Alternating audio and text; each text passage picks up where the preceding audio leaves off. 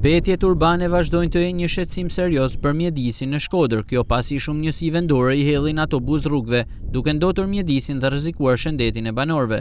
Një situatë e tillë vërehet në lagjen Zooteknik, pranë shkollës veterinare, ku pirgjet me mbeturina dhe mbetje inerte kanë zaptuar atë zonë. Sipas banorëve, firma që administron dhe pastron qytetin nuk shkon aty çdo ditë, por një herë në 2 javë për të pastruar territorin. Kjo situatë është bërë pa durueshme për atë lagje. Madje fare pranë ndodhet një kopësht fëmijësh dhe lëvizja aty çdo ditë i rrezikon seriozisht shëndetin. Apeli drejtuar bashkisë lidhur me këtë fenomen duket se ka rënë në vesh të shurdhët. Prezenca mbetjeve urbane në lagjet kryesore është një shqetësim i cili nuk po gjen zgjidhje. Prej muajsh kjo situatë është shqetësuese edhe përballë kësaj indiferencë të shumë aktorëve, mes tyre dhe qytetarëve.